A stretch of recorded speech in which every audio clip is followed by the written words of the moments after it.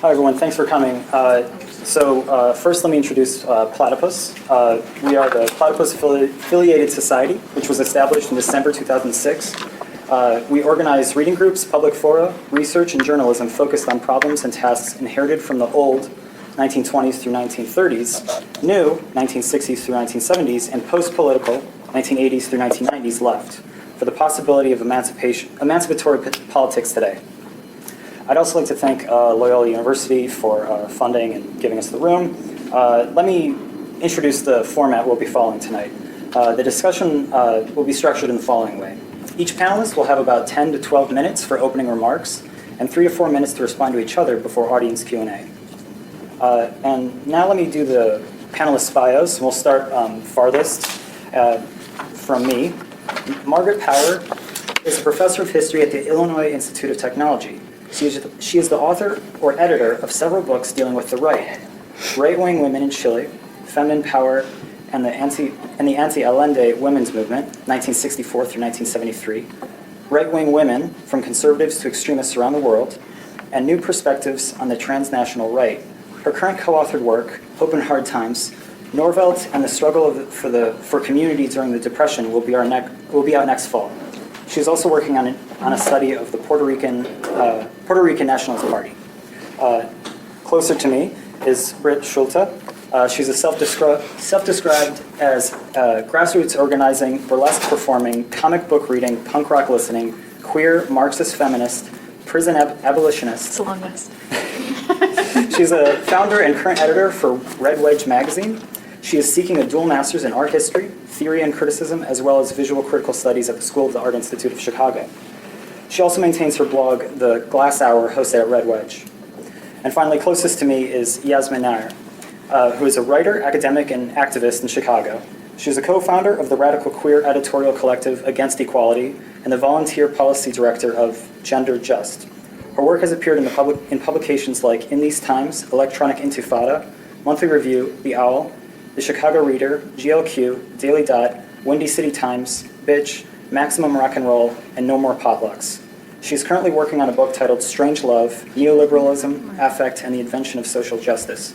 Nair's writing can be found at yasminnair.net. Before we begin, let me just read our panel description. Women, the Longest Revolution. Named for Juliet Mitchell's 1966 essay, this panel will explore the long history of the struggle for women's liberation from the vantage point of the left today. Mitchell critiques bourgeois feminist demands such as the right to work and equal pay to posit the need instead for equal work. She calls for a politics capable of taking on the fundamental transformation of society today, and more immediate demands in, quote, a single critique of the whole of women's situation. In keeping with the spirit of this essay, we ask again what the relationship might be between the struggle for social emancipation and the particular tasks of feminism. How have leftists imagined this relationship historically? What do we make of it today? While the woman question has played an important role in the history of the left, its knee-jerk inclusion in current leftist politics does not necessarily reflect a greater understanding of what the struggle for women's liberation might mean politically. How exactly is it the longest revolution? When did it begin? If the crisis of bourgeois society and the Industrial Revolution posed the need for women's freedom as inseparable from the project of human emancipation, then what do we make of the later separation of the feminist movement from the workers' movement for socialism? What do the seeming successes of feminism tell us when considered in relation to the failure of the proletarian struggle to deepen or realize the task of human freedom? And we'll begin with Margaret Power. Hi. Thank you so much. What? Audio. Okay. Was he using the microphone? I think so. Oh, Was it? okay. Oh. Yes. Okay. So thank you so much for inviting me, and I'm really sorry that I prepared my remarks meaning they're sort of going to be read. But the truth is, I had to really think what I thought about some of these questions, so it's not something that I could just say off the cuff. So sorry about that. The goal of women's liberation, I must say, has long been close to my heart, as well as one to which I've devoted a lot of thought and effort. In fact, as a teenager, true confessions, when I was in the process of transitioning from being a young Republican, the very first event I went to was a celebration of U.S. women obtaining the right to vote. Since that time, my politics has steadily moved to the left, where they remain today. The organizers of this panel presented us with a number of very challenging questions, which I'm sure all of us will be able to answer in 10 to 12 minutes, no problem. But we've already agreed amongst ourselves that we'll really like and applaud whatever what all say, so no problem. Okay, but I have to say my opening remarks tend more to generalities than to specifics, which I will be more concrete hopefully in the discussion afterwards. Just as it is hard to say when, where, how, and why the oppression of women began, the answers to those questions have been obscured in the fog of ancient history. It is equally daunting to determine when, where, how, and why women first began to struggle for their or our emancipation. Early socialists, and even some later ones, referred to the oppression of women as the woman question. This ontological and discursive framing suggests that the oppression of women exists in isolation from men and is somehow independent from and less important than the more general question of class struggle and revolution. Has anyone ever heard it referred to as the proletariat question? One of the thorny realities that Marxists have debated is the relationship between women's oppression and capitalism, and the concomitant connection between the liberation of women and the construction of socialism. Closely related to this discussion is which women are we talking about? All women or just working class women? The oppression of women did not begin with capitalism, nor will it automatically end with the construction of socialism. The oppression of women is both intertwined with capitalism and has acquired a reality that transcends it. For much of the history of socialism, the oppression of women has been viewed as a distinct reality that primarily defines the condition of women living in capitalist society. However, that is a false and unhelpful way, excuse me, an unhelpful way to understand the oppression of women, or for that matter, the oppression of anyone. Social systems are an integrated whole. In other words, the oppression and exploitation of women in the marketplace, in the home, or in the public sphere more generally is not just about the mistreatment of women or the exploitation of women, it is central to the functioning of capitalism. Women produce and reproduce capitalism in varying degrees depending on their relation to the means of production. But whatever their position, capitalism cannot function without women of all classes. Therefore, just as the exploitation of workers is central to the very definition of capitalism, so too is that of women, both in their conditions, our condition, as women and as workers. Should those who espouse socialism advocate the liberation of all women or just working class poor women? Since the oppression of women expresses itself in so many ways, on so many levels, it is really not possible to end the oppression of working class women without simultaneously abolishing the oppression of all women as women. The economic exploitation of women is fundamentally, but not exclusively, class-based. For example, the economic exploitation of a woman who works in a factory is radically different from that of a woman, or more typically the wife of the owner of the factory, experience. It's completely different. However, in a patriarchal society, the exploitation of women, and by this I mean the production and reproduction and acquisition of surplus value through unpaid or underpaid labor, defines women's reality. Not the totality of women's reality, but just in this aspect of it. Unless we fight against the devaluing of women's labor across the board, as mothers, as wives, as workers, across classes, and in multiple situations, then we will not achieve the emancipation of any women, including working class women. Socialism is, or should be defined as, should be practiced as a human quest and need for liberation. Because women's oppression predates capitalism and has persisted in societies that have attempted, with greater or lesser degrees of success, to construct socialism, then one thing we can say for sure is that no economic or social system automatically guarantees the emancipation of women. It is undeniable that conditions, attitudes, and experiences have changed for women in bourgeois society.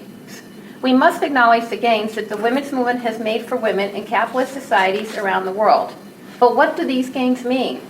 How widespread are they? Who has benefited from them? They mean that the power of organized women and supportive men have wrested some concessions from the capitalist society we live in. However, these achievements have in no way weakened or undermined capitalism as a system.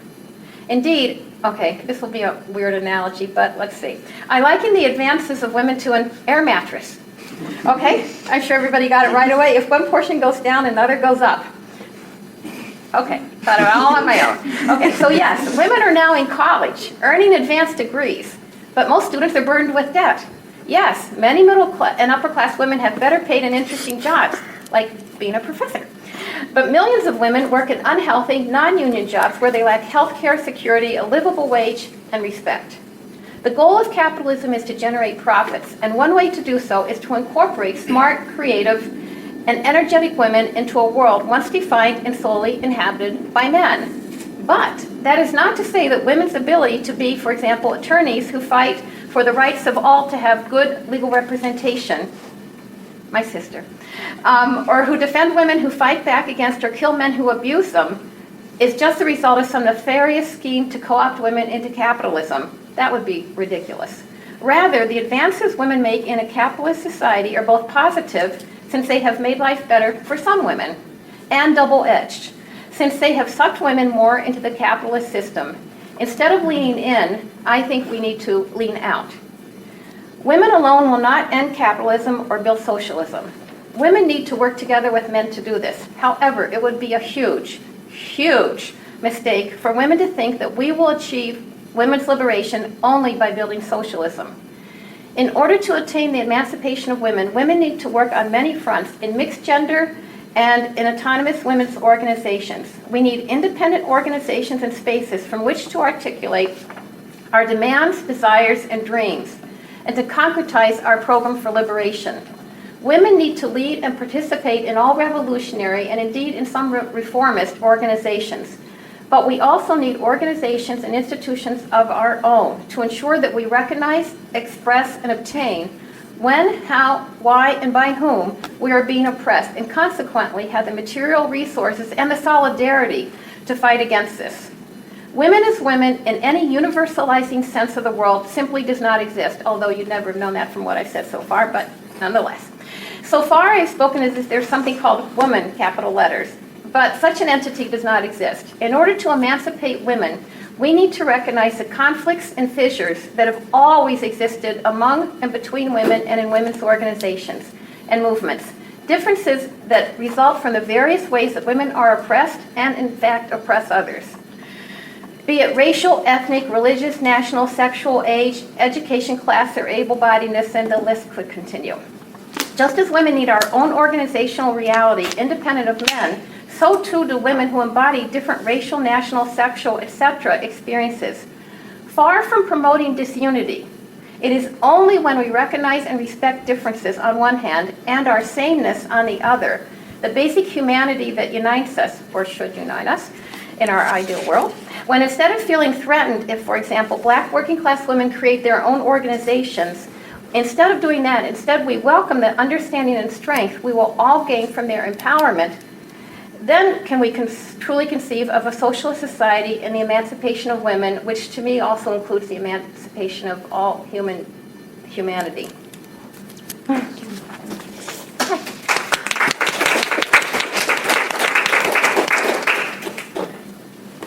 Or we could pass the mic. Sure. Sorry. You're fine. Oh. Sorry about that. I thought that I thing need to was be able that to big. grip a table. Right. All right. So in preparation for this discussion, I went back to some of my favorite texts, manifestos, and woman orators. And I just want to begin by saying I'm very humbled to be in a space that's encouraging discussion and debate around such a central question. Although it is funny to think of my own liberation as a question. And so I hope that we can all agree in this space that it's a declarative. I'll be weaving some quoted excerpts, moving chronologically through time into my own comments. These quoted excerpts from women who have described the urgency and conditions with which we fight and struggle for collective liberation. I hope that these various perspectives serve our collective conversation when we bring this back to discussion. First, for something of the personal, so I was deciding how to frame any kind of comment that I would make. I really thought it important to kind of just show you where I'm coming from. So I do think very much so that the personal is political, and I want to continue along that vein. Speaking as someone who identifies as a queer woman, who is involved with sex work as a way to pay my rent, who is dependent on student loans to manage other debts and bills, who is underpaid at her straight job, and without union representation, most of my time is spent selling my labor power with little to no agency. This obviously doesn't include all of the unpaid labor, which Margaret, also outlined as well, that women perform, and that I've performed for years in a home with a partner who was a man. He's still a man. I'm no longer with him. Weird how grammar can do that, excuse me. The uncompensated labor of community and campus organizing, or the costly free labor that's needed to pursue academic interests, projects, studies, that I'm sure most of you are familiar with as well. My male identifying partners have always made more money than I have, even when they were unemployed and on food stamps and assistance. I routinely use theft to get by. And so I think it's important just to color my laboring reality this way as I bring class analysis and a feminist framework to these comments and to this conversation. These everyday experiences inform my politics of resistance, and I think that they are valid, and I share many of these experiences probably with folks in this room. So now something for the more expressly political. The left as it stands today and as it has stood would have been incapable of anything without women and without femme folks. It's just patent fact. There have always been women uncompromising in their commitment to the struggle for human liberation. The fact that we don't know their names or most of their stories, the way that we know men's, is a specific sort of violence that's done to memory. So I think that's important going forward as well to this discussion. A little bit regarding feminism and reform. And so the way that I'm going to roadmap out some of these comments is based on the questions that were put forward, that were posted both on the Facebook page and that were emailed to us as well. So I want to talk a little bit first about bourgeois feminism and reformist ideas. Alexandra Kollontai, who was a Russian revolutionary, has a brilliant piece called The Social Basis of the Woman Question from 1909. And there's a great part in here that I want to share, and I think it speaks very specifically to this question. And she says, the followers of historical materialism reject the existence of a special woman question, separate from the general social question of our day. Specific economic factors were behind the subordination of women. Natural qualities have been a secondary factor in this process. Only the complete disappearance of these factors, only the evolution of those forces which at some point in the past gave rise to the subjection of women is able in a fundamental way to influence and change their social position. In other words, women can become truly free and equal only in a world organized along new social and productive lines. So not recognizing that an existing form or fashion which relies on the subjection of women, that's something that we cannot rely on to win our actual liberation. She continues by saying each new gain of the working class represents a step leading, she says mankind, humankind, toward the kingdom of freedom and social equality. Each right that woman wins brings her nearer to the defined goal of full emancipation. So again, in this section, she's specifically talking about several, predominant male revolutionaries who are carrying on about, throwing all bourgeois feminism kind of out the door, writing it off as an unnecessary, something that's not part of a true revolutionary proletariat project, right? Saying actually you can realize good wins when people get a taste for what they can achieve and what they can feel as a right, then you actually can use that to bolster people and to move forward and to actually win more. It gives people a taste of value and worth and that they can fight. Which again kind of leads me into this other idea regarding male comrades or men comrades of the left, which is also something that I feel like has particular implication as we refer to, fuck boys now.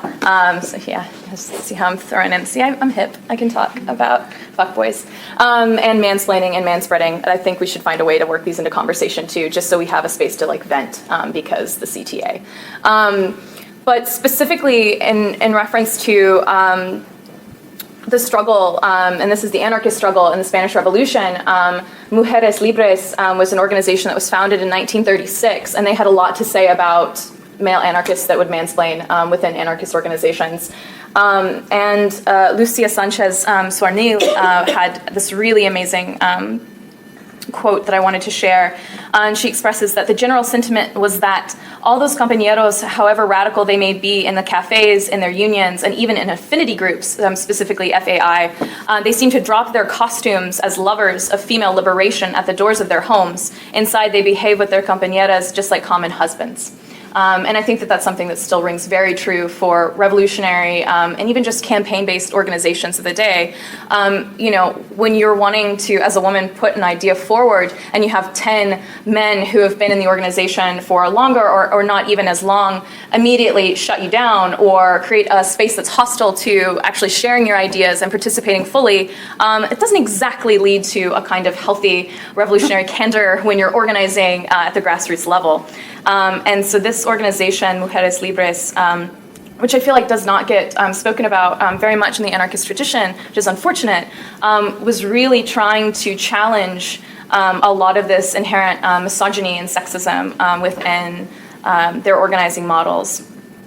Let's see here. And again, I just have like this laundry list of things that I just want to be able to talk about, so I'm going to jump ahead to intersectionality. Have folks read the Combahee River Collective manifesta, that particular document? It's a really beautiful document.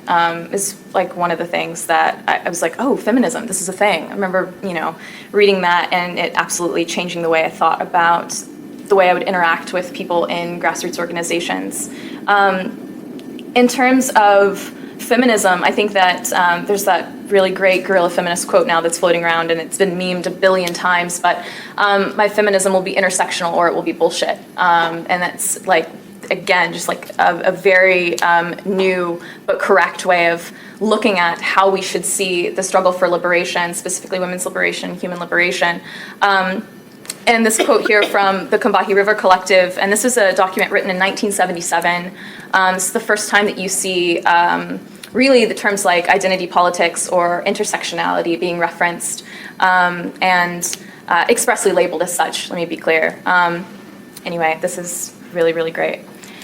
In the practice of our politics, we do not believe that the end always justifies the means. Many reactionary and destructive acts have been done in the name of achieving correct political goals. As feminists, we do not want to mess over people in the name of politics. We believe in collective process and a non-hierarchical distribution of power within our group and in our vision of a revolutionary society. We are committed to a continual examination of our politics as they develop through criticism and self-criticism as an essential aspect of our practice.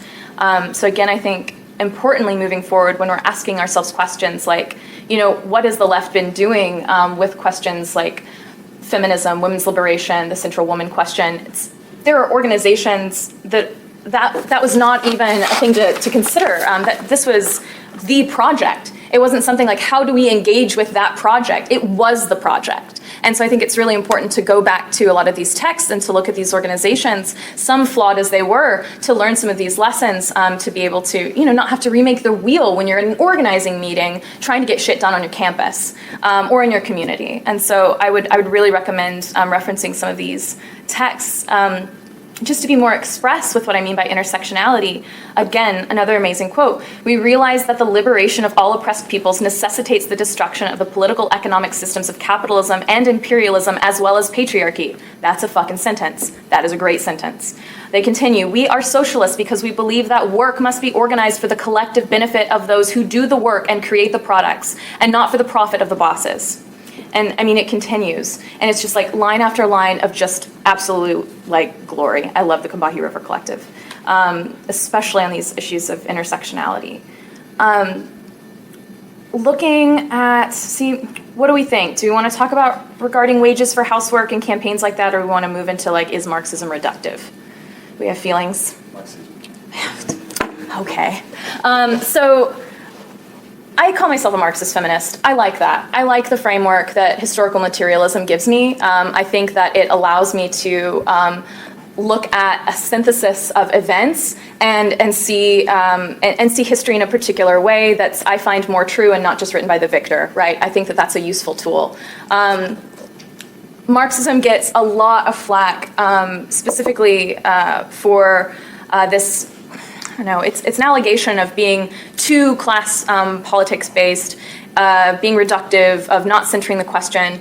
But really, I think that just looks at Marx as a kind of dogma, and I think that that's gross and not appropriate, right? I think that like any other framework that you would want to use to analyze a particular set of historical events or social situations or conditions that you would encounter, you would want that to be a framework, right? You would want that to be like a living document that could change, that you could add to it, that you'd be able to, you know, I don't know, use the way that you see fit. It doesn't have to be this kind of stodgy, dogmatic, you know, like the tome with which you just like hurl at a problem. I don't think that that's how we should see Marxism or use Marxism. And so I often just, you know, kind of feel like I'm beating my head against a wall, and I'm talking with folks that just would say, well, we'll just throw it out because certain people have used it in a reductive way. I'd say, well, don't talk to those certain people, don't read those certain things. Use it as a framework. There's a really excellent theorist, Martha Jimenez. Let's just do like 45 seconds. Oh, shit. See, there's so much we need to talk about. Okay, skipping it. Marxism is not reductive. People who use it can be. Then there's the stuff about the origin of women's oppression. Margaret did a great job outlining that. Maybe Yasmin will also go into that as well. Some things that I would love to see us take up in discussion, and then I'll shut up. I would love to talk about people's ideas about the decriminalization of sex work. That would really help people like me out. Talk about the conception of rape culture, how it fits into the patriarchy, how it actually serves capitalism. Talk about how prison is not feminist. We should look at the prison industrial complex, shackled births, rapist and racist police, specifically here in Chicago. We've got a lot of both of those things. And also just entitlement to women and non-gender conforming bodies, the way in which our bodies move through space and how specifically men feel entitled to them, and what kinds of dynamics that creates when you're trying to organize for a better world, you know? So all of these things and a ton more. I mean, we could talk about free abortion. That would be great too. Yeah, I'll stop there, but I'm really excited to have this conversation further with everyone. Microphone over here. Yeah. And then... Thank you.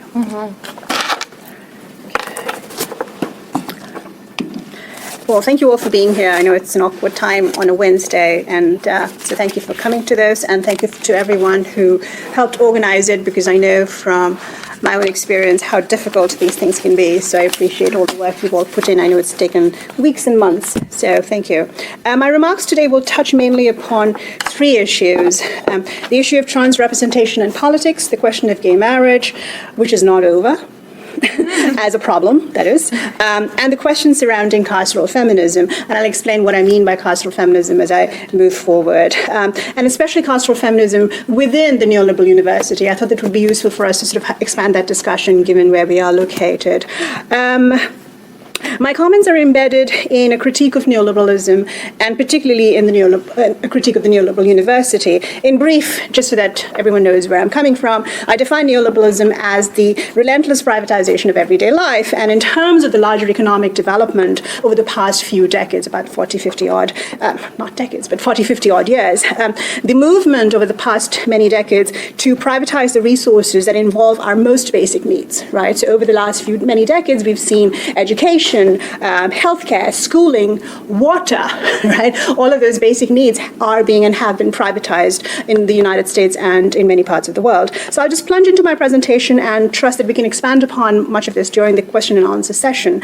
For my first topic, trans representation in politics, my comments today are going to be mostly gestural in the sense that I don't present myself as an expert on trans politics, but in light of the questions that were open to us, and in light of the question of feminism and women, it seemed that we are confronted with, and in light of the fact that we are all, sort of focused, emerging, this discussion emerges from a 1966 essay, and in a place and time today where the presence of trans politics and feminism was unthinkable 50 years ago. It seems imperative in light of all of that to ask what the possibilities and potentials of trans politics and trans, quote-unquote, inclusion, which is a dreadful word. But what do we make, then, of trans politics within this particular moment of feminism, right? And I don't just mean how can feminism include trans politics, but how do we negotiate that? In light of historical left discourses on feminism and its relation to marriage and reproduction and abortion, how do we conceive of and consider with any depth the broader and deeper presence of trans lives within a discourse on feminism and the left? The term radical feminism has a very particular meaning in trans discourse and is used to reference a violently transphobic and trans-exclusionary set of discourses and practices. Julie Bindel is one of the most notorious examples. Capitalism thinks about gender in terms of bodies, and it sees those bodies in terms of embodiments as quote-unquote male and female. And that is how it determines the value of embodied lives. Of course, this does leave out non-binary people entirely, whether trans or cis. There is an easy and simplistic way to think about the presence of trans lives within feminism, and that is to bow to the imperative of representational politics and simply say that the presence of trans people is an excellent thing. Period. We are at a historical moment where even the slightest critical interrogation of what that representation means is considered transphobic, right? So we are at a great moment in terms of where trans representation is, but not at a great moment in terms of really critically thinking through all of that. But if we are to think about gender, embodiment, capitalism and feminism, we have to ask the same questions of what trans actually means with a greater degree of honesty than to simply celebrate the presence of trans. The presence of Hillary Clinton, to use an analogy, is lauded, for instance, by mainstream feminists as in and of itself the best possible thing. And everywhere people are exhorted to vote for her simply because she is a woman and because it's assumed we must have a female president no matter what. But as anyone with any serious commitment to left politics can easily tell, Clinton has been an absolute disaster for us. It is by now acknowledged that she had been a co-president with Bill Clinton, so we do make her responsible for all those years of legislation. She has engendered a deeply carceral state, which is to say a state dependent on punishment, and having created a system of welfare reform that has effectively disenfranchised millions of people, mostly poor, both black and white, and created conditions that will leave them and succeeding generations in dire poverty. Similarly, we have to question the conditions within which trans identities are made possible, and question to the extent to which the presence of very beautiful and perfect trans people like Laverne Cox and Janet Mock either enable or disable a critique of capitalism itself. Now, yes, they both do, for instance, question the PIC. Janet Mock, in particular, has been rather good about talking about her own circumstances, her own life in the past, and talking about what the prison-industrial complex does. Laverne Cox, I'm the only one who's criticized her for her particular take on things. But there has been mention of the PIC, but in very particular ways within trans issues. But what does a trans feminism that takes into account the presence of the prison-industrial complex, the medical-industrial complex, and much more actually look like? And what do we do with trans feminism beyond representation, in other words? So this brings us back, inevitably, to the question of marriage, in the sense that when we talk about feminism historically and its concern, right, historically over the years, with marriage and with the role of women within the institution of marriage, it has been a long strain of thought. I mean, Mitchell talks about that constantly, about the place of marriage in the history of feminism. And again, I place my remarks in the context of the here and now, where gay marriage is now a legislative triumph, and it's assumed that ours is a better and more inclusive society because people can now get gay married, and that somehow marriage has changed fundamentally. So let me simply state at the very outset, in case there is any doubt about my position, gay marriage and support for it amongst the left in the US and much of the world increasingly represents the abject failure of the left to think strenuously and seriously about feminism and the role of marriage. Marriage remains a patriarchal institution and, more importantly, has become a way for a global and increasingly neoliberal economy to flex its muscles and expand the power of the state to coerce people into unwilling relationships, mostly with itself. There is no subverting gay marriage, but we can discuss that later. What I want to focus on today is the aftermath of gay marriage. Everyone thinks, gay marriage, we got it, it's over, it's done with. But there is a serious aftermath to gay marriage. And there is proof that it has indeed always been neoliberalism's handiest little tool. So gay marriage actually enables a privatization of resources, if some have called it the handmaiden to neoliberalism. So the proof is in this. Several private and public employers, and increasingly many more, including the University of Illinois at Chicago further south, have now mandated that anyone who wants their partners to remain on their health insurance must now marry.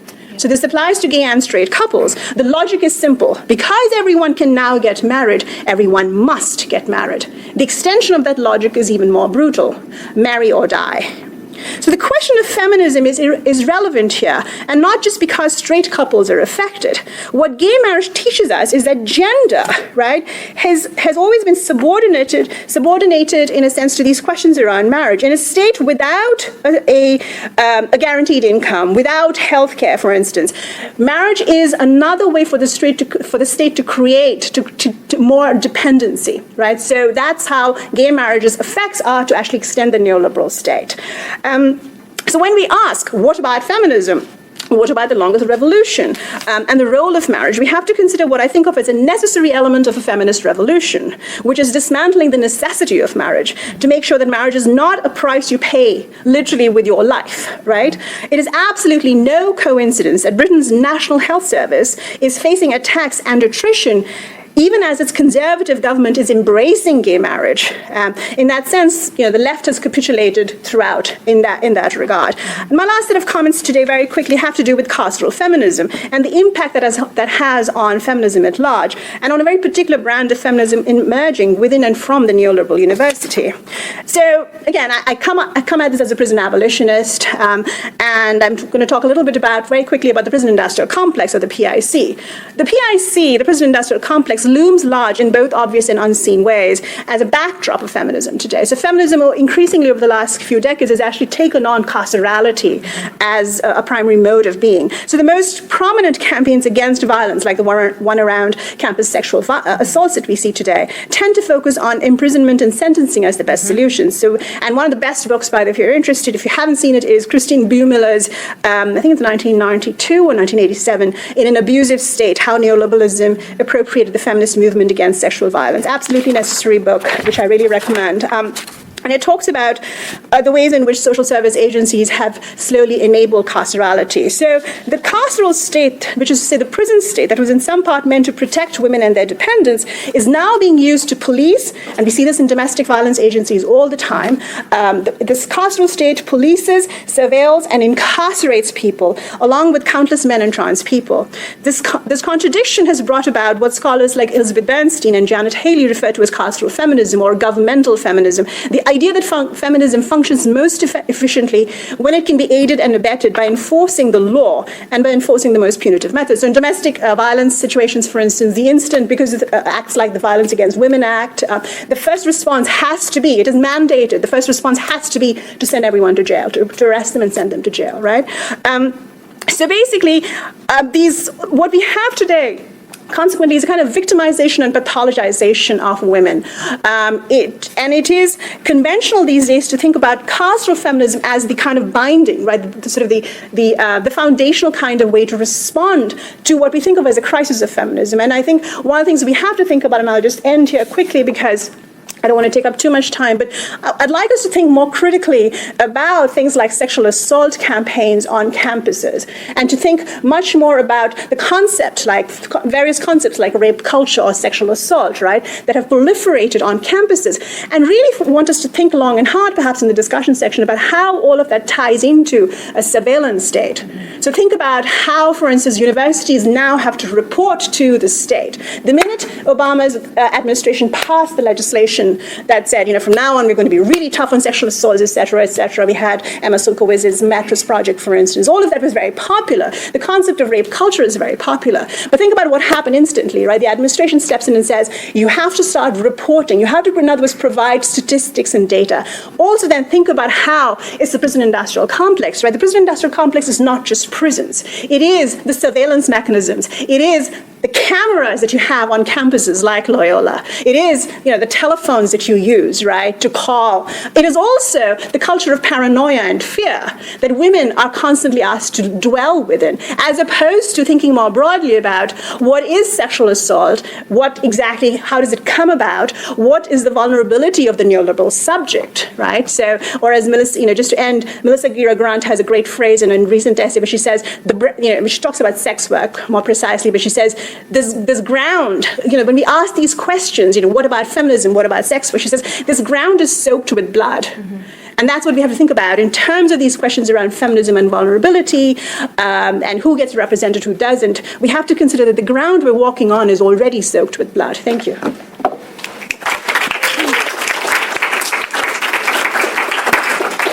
So now we'll move on to the brief responses. So we'll start again with Margaret Power at the end. I actually found what both of you said very mentally stimulating. I don't have a response in that sense. I'd sort of move on to see what other people have to say, but I don't know if either of you wants to respond. I would prefer, to be honest, to kick it open. Can you kick it open? Yeah, could we just begin the Q&A? Yeah. Or just sure. like a mutual kind of conversation. Yeah, exactly. Yeah. All right. I think everything they said is great. Before we begin the Q&A section. Oh, you have responses, though. Oh, no, I don't have any responses. Okay. I thought it might be helpful to just read the questions we've sent to the speakers Okay, that'd be great. to kind of help contextualize what we're doing. Yes. So, first question. Thinking in terms of the project of human freedom going back to the emergence of bourgeois society and bourgeois revolutions, how does the struggle for women's liberation figure into this task? The subsection of that, what would be necessary to emancipate women? Is this related to a general social change and struggle? Is a revolution needed per se for women's liberation? Question number 2. To what extent is feminism as such an adaptation to the political failure of socialism in the advanced countries generally, and or of socialist politics to politicize women and women's issues specifically? When did such adaptations occur? Question 3. What is to be made of the many marriages, often later described as barren, between Marxism and feminism, and later womenism, since the 1960s? Can these two political movements coexist, or can they be combined? If they can be combined, how and for what end? Question 4. Has the situation of women in the advanced countries and around the world improved or worsened since, for example, the 1960s? And in what ways, i.e. in gender-specific ways or in non-gender-specific ways? Why do such tabulations of gains and losses matter politically, and or why are they thought to matter politically? What might some of the usual methods of accounting on these scores have to do with freedom, unfreedom, as opposed to other freedom and unfreedom, as opposed to other possible goals like equality, and or have to do with socialist politics? And now we can begin the Q&A. Anyone? But really, I think what we all feel is, we're just curious what anybody's thinking about either anything we said or those questions. So it's more, as you said, a conversation. Yeah, I mean, the last line that we sent out in the Mitchell, and it was on the Facebook page as well, it says, Mitchell calls for a politics capable of taking on the fundamental transformation of society and more immediate demands. And I just have a note, like, what does this look like to us? So what does that look like? Let's start here. Could people identify themselves? Sure. Gregor. Hey. Hi. Actually, my question is kind of in that vein, and I wanted to direct it specifically to you, Margaret, because you kind of brought out this issue the most concretely, and that is that women's liberation and the liberation from capitalism, or transcendence of capitalism, you cannot necessarily equate it with each other. I guess that raises the question of what concretely then the transcendence of capitalism into socialism would mean to you, because I think especially with the experience of the Sanders campaign and so forth, many people tend to understand many things under socialism. This can go from kind of mid-20th century type social democracy to, the most kind of Trotskyist or Bolshevik kind of understanding of the dictatorship of the proletariat, right? So the spectrum is incredibly vast here, and so the understandings of what the achievement of socialism would mean are incredibly vast. That's why I didn't find it entirely clarifying when you said, the one doesn't necessarily mean the other, because we actually don't know what either one would mean, really, because we haven't really achieved it yet, right? Okay, what I meant is, to speak specifically, what I meant is that just to have socialism doesn't automatically, ipso facto, mean you're going to have women's liberation. But in terms of what I think socialism would be, I mean, the truth is it's also hypothetical. So it's sort of, there's a part of me that sort of says, so everybody gets along and everybody's needs are met and everything's fine. Okay, but can I clarify? I didn't mean kind of like an outlining of a perfect utopia, but perhaps sort of the immediate political tasks that would face a socialist movement as a socialist movement. Oh, in this country? Or in the world? You mean, what do we, it's sort of like the what is to be done type question? You know what I mean? What will it look like in the future? Well, yeah, I didn't mean the concrete outlining of a socialist utopia, but the specific tasks. What would it mean to be kind of socialist today, really? Oh, okay. I don't think that's absolutely clear to anyone at this point. Okay. Well, I think we have to talk about what capitalism, or as Yasmin said, what neoliberalism is all about. I think we have to present to people the idea that actually there are real alternatives, that this is a system based on the dehumanization of everybody. Sort of, how can you say that, for example, as you said, people have to pay for water? And I think what we need to do is actually point out the contradictions that exist in our society. And I think the contradictions exist on so many different levels that it's not hard to do it. But what I do think we need to avoid sort of labels and sort of saying, well, this is Marxism or this is not Marxism. I think that we need to sort of, I think the more concrete, the more direct we say, this is wrong and this shouldn't be happening, and something else could be coming into existence. So, for example, I think, you know, I'm sure, I'm not particularly into electoral politics. I don't know if people are or not. I'm sure there's some positive stuff that is coming from Bernie Sanders' campaign, but the truth is, I think he'll sort of generate this enthusiasm among people, and then it'll all shift into the Hillary campaign. I think that's probably what's going to happen. At the same time, having said that, I think we can say, what does it mean that people are responding to Bernie Sanders? To me, that does create this political opening of people who say they realize something is fundamentally wrong in this country. This appears to be the option either most available to them or clearest to them. So I think as socialists, what those of us who define ourselves that way or support socialism will have to say, well, we have to sort of point out, so what are the fundamental weaknesses in a program that supports militarism? And it's a program that, say, for example, supports, you know, for me, that supports a foreign policy that says, yes, we should send military aid to Israel. That, to me, is a fundamental crime that I think we've got to say, that is so not about socialism. How can you call yourself a socialist and say we should support Israel or any occupying nation around the world? But I think it's more, I think we have to speak to people very directly. I think talking about what happens in prison, who goes to prison, all those things, I think concrete subjects, but always putting them in the context of the larger system, and that this is not just sort of one little problem here or one little problem there, and that keep stressing something else is possible. And I think to do that, I think we have to sort of start replacing the I with the we. That to me is really, really important, to sort of say, instead of thinking I, we're such an I, me society, instead of saying we can work collectively, we can work together, we can produce something else. I think that's really critical.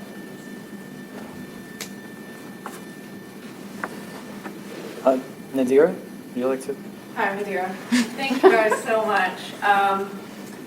I was really intrigued, Yasmin, by your, it seemed like, problematization of feminism's negotiation with trans politics, and you talked about going beyond representation.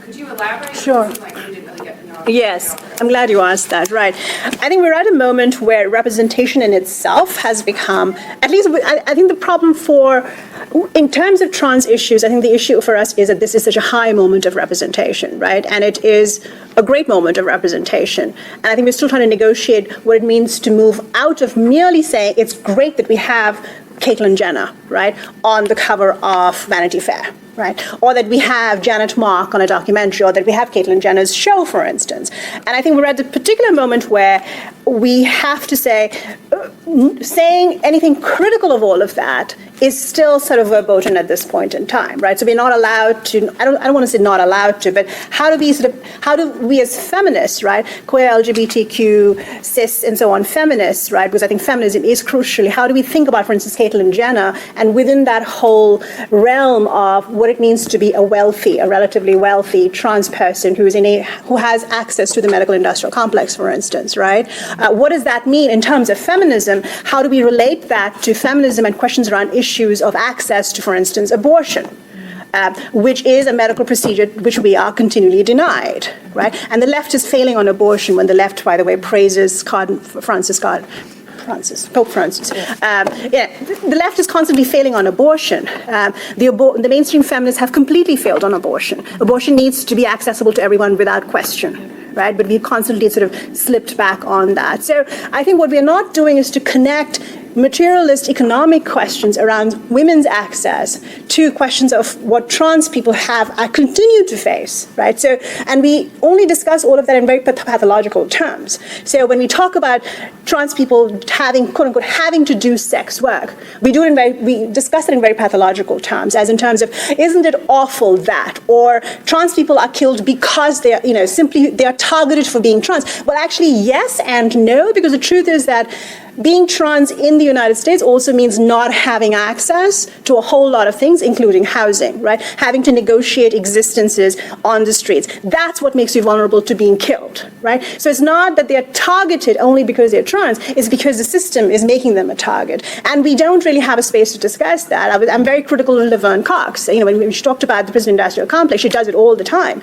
But when she was for a while a spokesperson for the Silvia Rivera Law Project, she backed out of her support when it was revealed that one of the people on the board of SRLP was a trans person who had been convicted of apparently a rather heinous murder in her past. And immediately a lot of TERFs, trans exclusionary radical feminists, were on her case about it. Laverne Cox immediately backed away. So we have this narrative of, within even a critique of the prison-industrial complex within trans issues, we still have this idea that we only still will agitate for the good ones, right? Mm-hmm. So there's a sort of complicated ways in which trans issues are at the same time being made visible and extraordinarily representational, but a whole lot of other very complicated issues around just plain economics, right? Or just plain material realities are being shut out. And that's my biggest concern at this moment in time. Thank you. Thomas? So I think you just brought it back to the whole idea of socialism. I think the socialist tradition focuses on labor. And I was wondering if, you guys brought up sex work, but I think marriage as like domestic labor for women also encompasses this question. So I was wondering if And as sex work. Yeah. Yes. Yeah, right. Yeah. I was just like, let's have the traditional representation of, right. I just wonder if you guys could speak to anything, let's say exclusive or unique to, let's say, feminine labor. Because for me, I work in a cafe, and the service industry, for example, also is like, the general labor force is becoming more feminized, it's been often said. I wonder does that only work on a metaphorical level? Does it have something to do with feminine labor as such? Could you guys speak about specifically? I'll let you take that up, but also, I just want to very quickly say there's the question, the concept of emotional labor, which is why, working as a barista is becoming increasingly feminized, is because, yes, it's about domestic, it's about emotional labor, and yes. It's not coincidental, it's certainly not just metaphorical, it's because you can devalue labor, and because women, femme folk, queer folk, folks of varying degrees of ability and different ethnic backgrounds are constantly pushed into service industry positions. You can pay them less. We're expendable. You can get rid of people that are a cheaper labor force. There's a constant revolving door. There's some essays. I remember during Occupy, people might also remember this kind of like precariat instead of the proletariat. I'm not so much on what they were saying in that, right? But it's this idea that you're just constantly in like an industry position, right? You're just always kind of flailing around to, bar to cafe, et cetera, waiting tables. And it's a real reality, right? They'll call it the pinking of industries as well, which is so insulting. I do want to talk a little bit about social reproduction theory. I think that this is a good moment for that. There's somebody named Tithi Bhattacharya, who I've read a little bit about this. She's getting around to writing a book, but there are plenty of articles out there. This idea of uncompensated emotional labor within the home, and then also the actual social reproduction that goes into creating another workforce, right? So like bearing children, cleaning, cooking, managing a domestic space, and not just your own domestic space, right? But then having to go and manage in an uncompensated way other domestic spaces, right? And so like the kind of caregiving role that goes into like feminized labor, right? It's not paid, right? It's devalued. People that participate in it, whether they identify themselves as women or femme, are constantly faced with violence within those spaces. And violence not just in a physical way, right, but the kind of violence that Yasmin is also talking about. So not having access to education, not having access to reproductive health care, facing actual violence from police or others because of, their appearance, etc. And so I think that we have to recognize that devaluing of labor and that kind of uncompensated labor as violence, right? That's being done to bodies participating in that. But absolutely right. It's not metaphorical. It's happening. You could speak specifically about sex work in that way too. But ironically, I have much more agency, and I'm just speaking as myself, right? Not as sex work looks a lot of different ways for a lot of different people, right? But I have a lot more agency when I do that, for instance, than when I work my straight job, which is in sales, right, at a museum. And so I am, ground down under somebody's boot in that museum in a way that I'm actually grinding somebody else down with my boot in another set of circumstances. So that is to say that. There's also a way, Could just I very quickly. respond? Sorry, go ahead. Okay, I was just going to say, if we think of the very term service industry, and the basic notion is that you are there to serve other people, and I think one reason there's the feminization of it is because that is women's function in society, to serve other people. And I think that if you think of so much of labor, women's labor is dependent upon smiling, being nice, being cute, being attractive. How do you get your tips? And, how do you get tips? I know men get tips too, but I think this whole idea of getting tips, and then you think, who are often the bosses? It's almost always going to be men, which opens a whole door to, if you don't behave right, the way you are supposed to behave as a woman who is subservient in service to me, then actually your job could either be threatened, or you won't get a raise, or something will happen to sexual abuse or to rape on the job. I mean, I think the whole feminization and the whole idea is, as I think you alluded to, is this idea that, because they're women, we can not only pay them less, we can abuse them more. We can take advantage of them. But I think we also say, who else is in the service industry? It's also largely women, people of color, immigrants, so the people who are more vulnerable on some level. And there's also, just very quickly, just a way in which, the crisis, right, like of 2008, and was also a crisis for supposedly men who had to suddenly were not able to sustain their were not able to take care of their families on what little they were making now. So there's a whole way in which masculinity is woven into capitalism in terms of the family.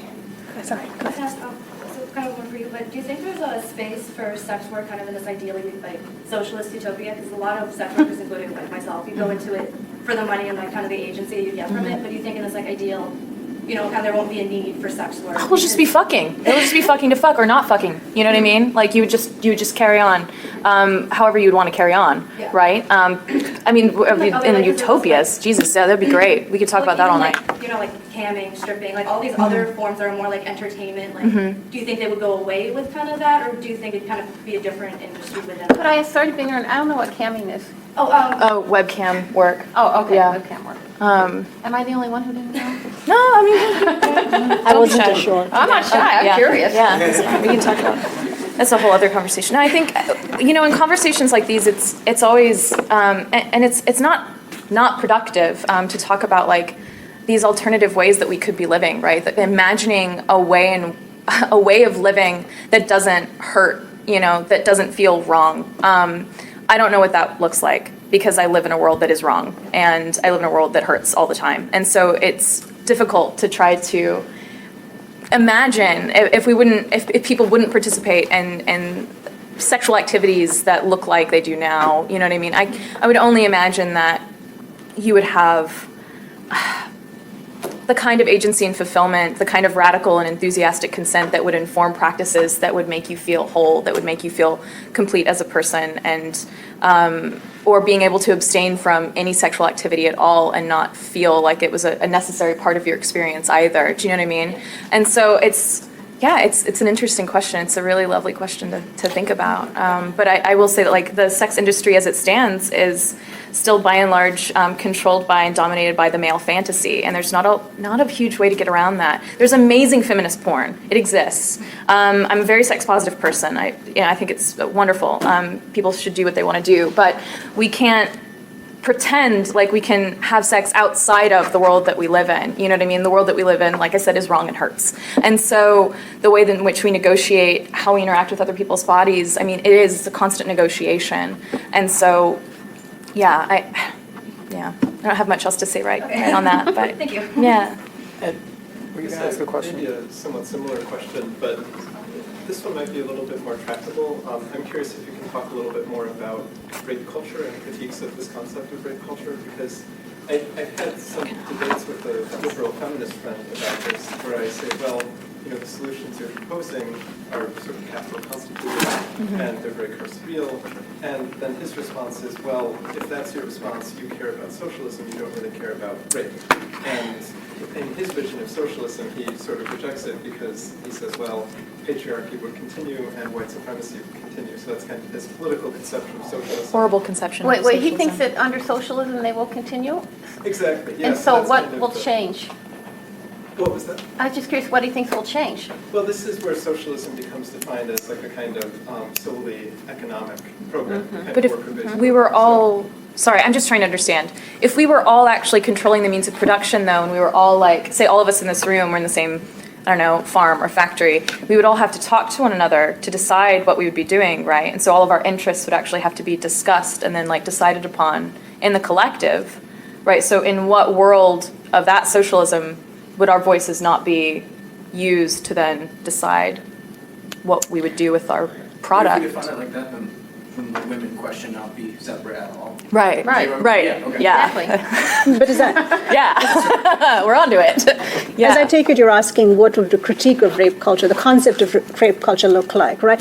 I'm very critical of the term. I'm extremely critical of the term rape culture because I think it tends to turn sexual vulnerability and rape into this kind of blanket form thing that simply oppresses us and which we can't really navigate through any kind of systemic means. And the other problem with rape culture is that it doesn't really distinguish between, for instance, political rapes, right? So what happens in Rwanda is not the same thing as what happens to a woman walking home late at night, just to evoke that sort of, that notion of vulnerability. And I think rape culture, the very term for me has become a way to mobilize a state of paranoia and also a state of extreme vulnerability and also a way to kind of invoke over and over again the carceral state. If you want to avoid rape culture, here are the things you must do, or rape culture exists, therefore. And I've not found it useful. And I think that it's also very, besides being, gendered, obviously, but it's also very classed in a very particular way. And it emerges, for me at least, it emerges more and more from within a kind of, for me, it emerges, I think, more from a sort of university academic-y setting and and really fails to think about how do we also address, what is a big topic today, for instance, right now, which is the rape of women of color, in particular by cops, right? And which is not, you can think about a rape culture, but you can also think about it as a systemic way in which the PIC operates to render people within a quote-unquote plantation system much more vulnerable, right? Because that is very raced. It's mostly African-American women who are treated that way, or very vulnerable, poor white women, right? So it's about race and class. Talking about rape culture doesn't really get at all those kinds of awful complexities. So for me, it's been very unsatisfactory. It's not a term that I choose to use. On the other hand, I use it and incorporate those kinds of points as well. I found it useful in trying to describe a myriad of different expressions of a kind of deep violent misogyny that exists specifically toward women, but also to gender nonconforming bodies as well. I think expanding what we mean when we say rape is incredibly important, especially in a society that says that women are always victim, right? And so that's an interesting thing there as well. Although I agree with Yasmin in all of the points in talking about the way in which people utilize these kinds of feminist sloganeerings to evoke the state, to invoke the police. I mean, you can look at the case of Tiwanda Moore just a few years ago. And if folks don't know her case, I don't have enough time to go into it and do her entire story justice. But Tiwanda Moore, you should look up her name. You should know her name. Again, just one of many examples of the way in which the Chicago Police Department is just like an institution of systematic sexual violence and rape. And I think that stems from a patriarchal, a deeply patriarchal, but also capitalist, racist society that we live in, and just Chicago is a microcosm of that, and the way in which the CPD, carry out those kinds of things is, both heinous but easily identifiable in my estimation as part of a rape culture. It's a plantation city, basically. Yeah, And that's absolutely. where I think the idea that young African women, but also young sex workers, there was a group called, Capsa? no, the group of Shira Hassan's group. Oh, yeah. Do you know the one I mean? I do know the one you mean. remember the name. Can't remember the fucking Shira name. Hassan's group. But there was a group of young women, YWEB, young women. We're terrible. We are. Empowering. This is on camera, too. This is Shira an can awkward never moment. see this. I know. She can never Shira, see don't this. watch this for the next 5 minutes. But YWEB actually did a Young whole Women's Empowerment Project. Young thank you. Women's Empowerment Project. Thank you. Sorry. But they did a whole series of interviews and demographic research, very serious research, which unearthed a lot of facts about how sex workers. YWEB was a group consisting entirely of young women from ages 13 to 24. That was their demographic, and they uncovered all this research about how young women, in particular, are targeted by the cops, right, sex workers or not. Chicago is a plantation city. It has historically, and it continues to define African Americans as fodder for all kinds of violence and abuse. Because of that, I think it does bear that particular legacy in mind. But also, I think young women, period, right, of whether they're white or not. It's about poor women as well. It's about poor people. So I think that's, for me, that's anyway. Carrie, you Sure. I was kind of going to go into something similar along the lines of Ed, but I guess I can frame it a little differently in terms of when I was becoming radicalized very early on. I had a mentor who did consider herself a feminist, and I found a point of disagreement with her over the question of men, essentially. And it was her opinion that a man could not be a feminist, but he could be an ally. And I found that like a very sort of self-defeating approach. And I think that like sometimes I hear that among feminist discourse, just this like sort of pessimism among feminists of like what can men really be in a movement, or what is male sexuality. I think like rape culture to some extent also like expresses this like paranoia about like what the true agenda of men are.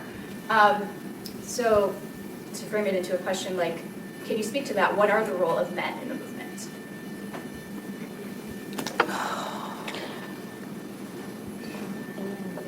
You spoke about it a little bit in your presentation. Yeah. You hinted at it.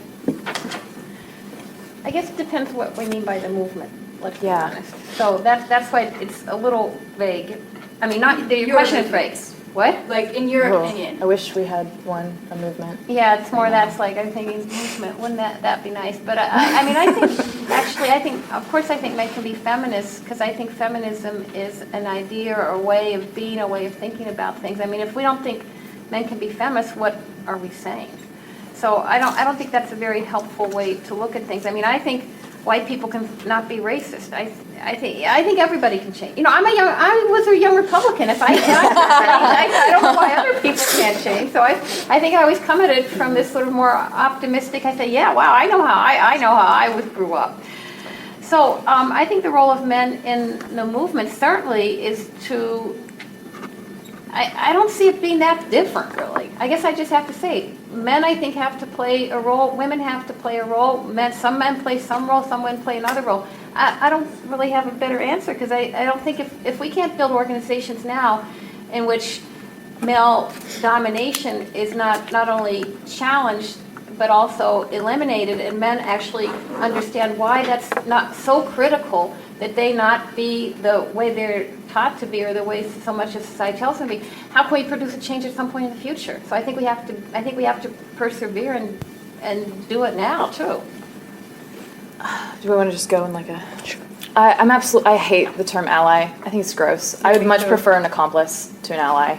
An ally just kind of, to me, I know people don't always mean it in this way, but it kind of just is imbued with this kind of passivity, that it's like, oh, I stand with you, I'm an ally, and then you get to just stand, you know what I mean? You don't have to actually like get dirty. And so I think that there's something about demanding that people become your accomplices in a project toward human liberation that's absolutely essential. That being said, I work with a lot of dicks, both literally and figuratively, and so it's a constant Don't struggle. we all? Yeah, it's a constant struggle of like trying to figure out like and fighting for space, and I think that that's something that comes down to, right? It's like arguing for space like why is that an argument that we're still having within various organizations, that you actually have to demand leadership roles for women, for queer folk?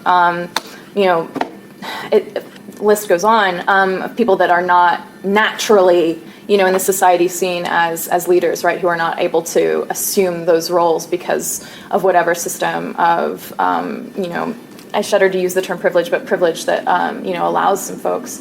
And so, yeah, would I prefer to see more women and femme folk leading organizations? Absolutely, but they're doing that. Like, those organizations exist and you can support them. There's an amazing group called Assata's Daughters that's very new and wonderful, and like expressly is looking at kind of an Afrofuturistic Black girl magic project, and it's amazing. And I think that there are other Does organizations. everybody know who Asada Shakur is? That's another person to Google. So maybe you could just explain. I can't do justice to Assata in like just a brief moment, but a kind of anti-prison, anti-capitalist, pro-Black movement, anti-racist, basically most incredible human probably ever. Read all the things that she writes, Assata Shakur. I just want to say who she is because I think it's please. important. Yeah, go for it. Okay, Go for it. she was a member first of the Black Panther Party, and then she became an activist in the Black Liberation Army, which was basically the armed wing of the Black Panther Party. And she was in a shootout on the New Jersey Turnpike along with Sundiata Kohli. She was put into Alderson, West Virginia, the federal penitentiary for women in Alderson, and then she was broken out of jail. She got out of jail, and she's been in Cuba for the last 20, 25 years, and at different points, in fact, most recently, the FBI has put out all these rewards for her, and I think, one of the concerns is, so with the U.S. opening relations with Cuba, will there be an attempt to extradite her? But the Cuban government has said no. There are actually a number of former political prisoners who escaped from U.S. jails who are in Cuba. And so the other question is, will it happen? They said no, and I just want to say Sundiata Kohli, along with, I don't know what people know or don't know, so a lot of former Black Panther, Black Liberation Army people have been in jail for over 44. I'm in a group that's actually working to support the liberation of Black political prisoners. And these people have been in jail for 40 plus years, and basically they're not getting health care. They're 70s, they're 75, they're not getting health care. Like the Angola Free, they just want them to die in prison. And I don't think we can have a movement that doesn't support its political prisoners. Absolutely. And I think that sort of the concept of political prisoners in this country is fairly, us, political prisoners, but we know some of the famous people like Sundiata, Leonard Peltier. I work with the Puerto Rican Cultural Center, and we're trying to get the release of Oscar Lopez, who's a Puerto Rican political prisoner. He's been in jail for 33 years. They're not going to let the FBI does not want to let these people out. They want them to die in prison, and that's what's happened to a number of people. So I think that's why I wanted to say something about Assata Shakur. She got out, but a lot of people are still in there. And she has, I think, the biggest bounty on her head. She does. So there's also the danger that she will eventually be hunted down. But Oh, please go.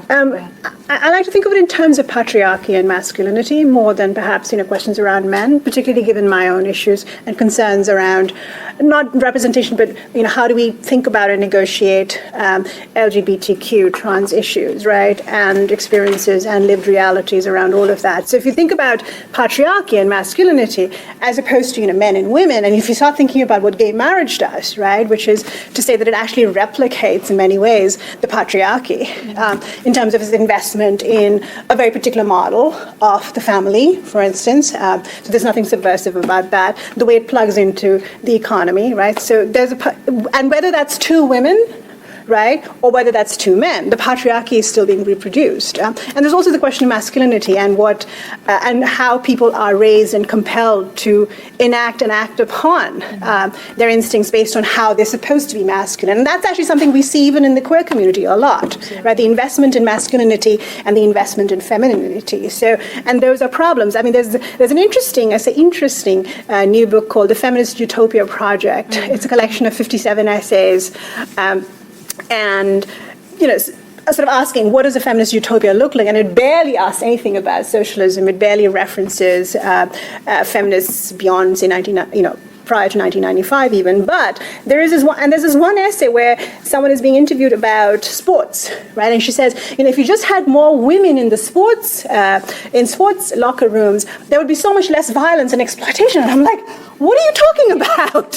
So including women, in the arena of sports, for instance, is not going to make sports less exploitative or less violent, for instance, just because you include them.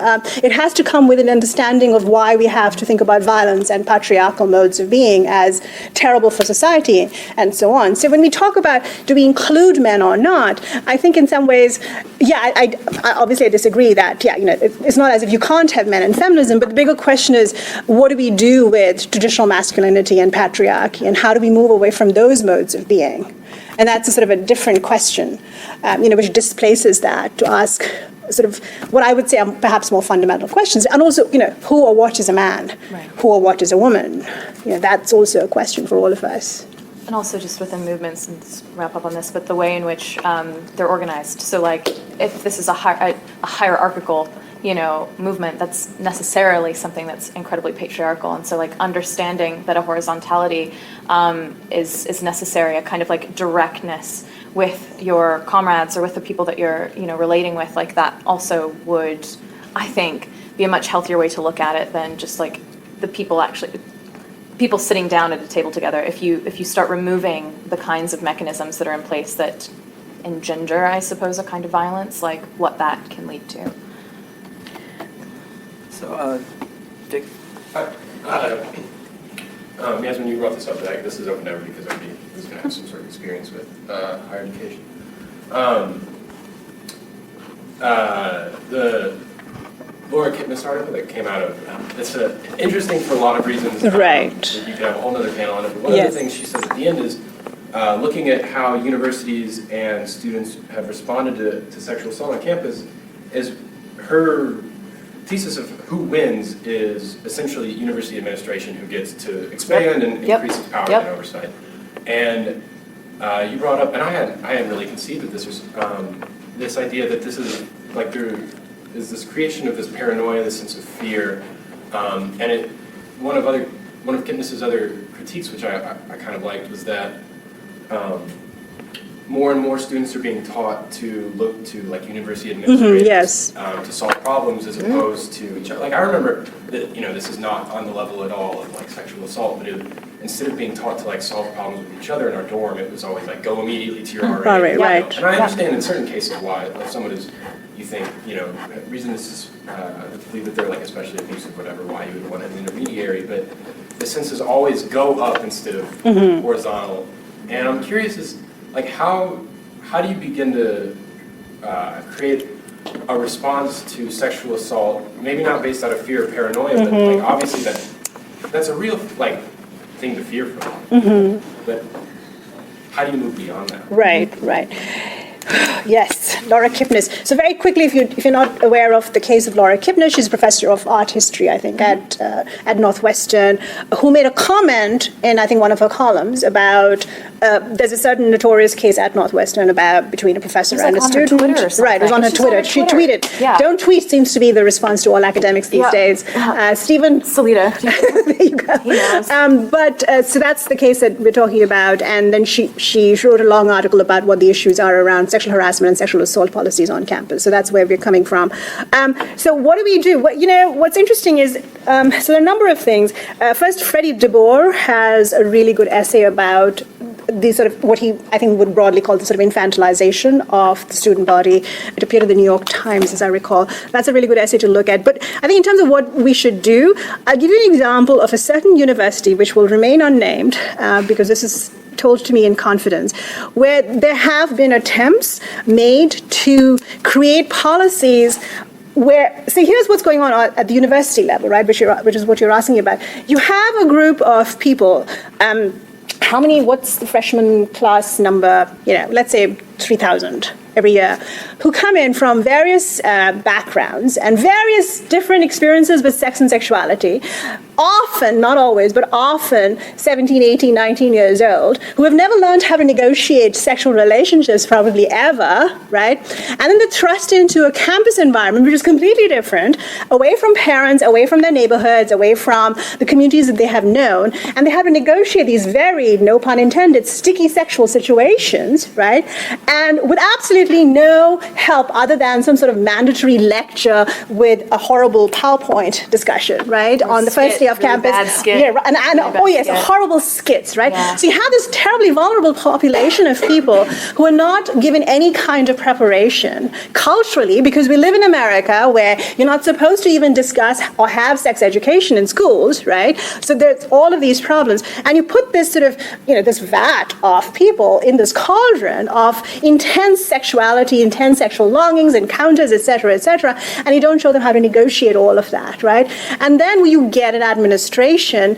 By the way, mostly these situations happen, as we all know, in universities like Northwestern, UIC, etc., right? There's also a class element to all of this. But so the response at this particular campus was, for the person who was in charge, was to say, a lot of times what happens between people is something that's not even recognized by them, right? So one person, for instance, was told, you raped me, and he said, I did? I had no idea. And genuinely, because what is also defined as rape now, right, is also a legislative and very problematic set of dictates, right? This means non-consent, therefore non-consent means rape, right? So we're talking about a very explosive set of circumstances. You have legislation, you have a whole surveillance industry, you have the PIC, all of that acting upon to create this sort of potent mess of things. And so when the people I know of try to negotiate a different way, which is to say, let's not ruin people's lives when accusations are made, right? Let's see if we can figure something else out. The university came down on that really hard. And there are reasons for that. There are economic reasons. There are funders and donors, etc. There's all of that. The legislative reasons. There are PIC reasons for all of that. Funding. Title IX funding, exactly. They lose all of that. So what has to be a different way of thinking about sexuality in an environment that is completely different from what people have experienced, that is all shoved under the bus. So the best way to handle all of this is to have, first of all, to begin actually at an earlier stage in people's lives, which is impossible in the United States as we know it, right? To think about sex education and think about sex differently. And then when you have a campus situation, is to handle it differently and not right away with carcerality. So I don't think that answers your question, but it's sort of getting at, what the issues are, some of the problems. As I said, I know for a fact that not just on one campus, other campuses, people have attempted to come up with different ways, but they cannot because of issues like Title IX funding. Right, so there's a structural element to all of this. You want to talk about the perfect microcosm of understanding carceral feminism, you can look at Title IX. Exactly. It's right. Textbook right. on this. It's absolutely textbook on this.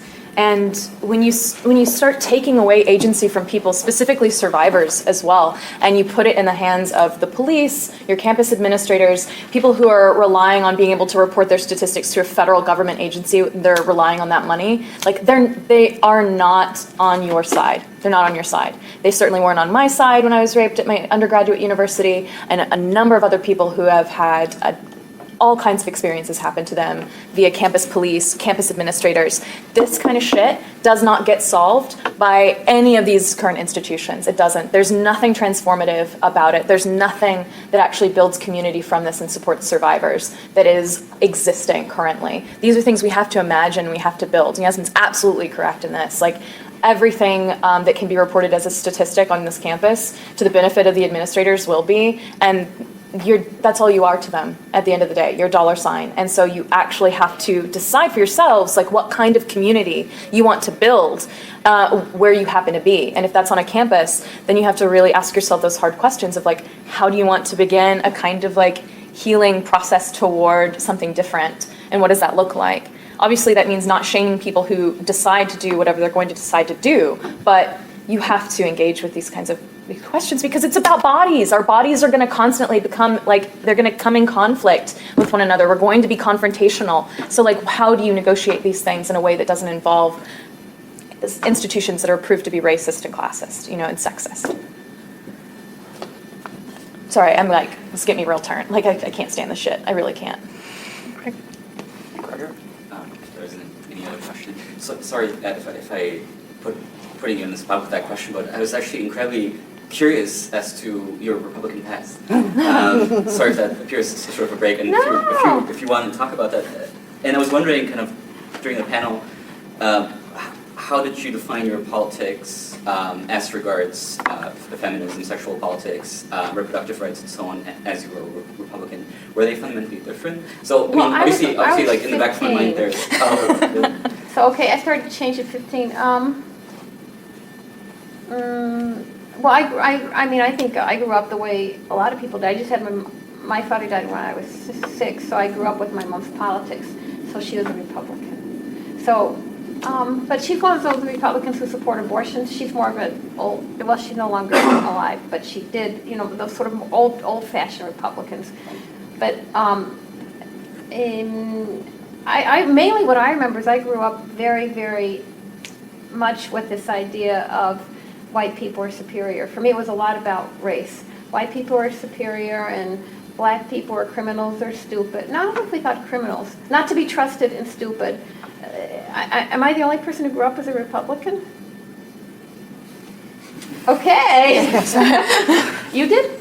No, you didn't. Okay. I mean, I think, you know, as he said, I studied the right a lot. So I studied the right in Chile, though, and in South America, basically, because I think too often we misunderstand the right, which I think is very dangerous, because I think we tend to stereotype and categorize them. This is not a defense of the right and whatsoever. It's a critique of the left for not trying to understand the right better.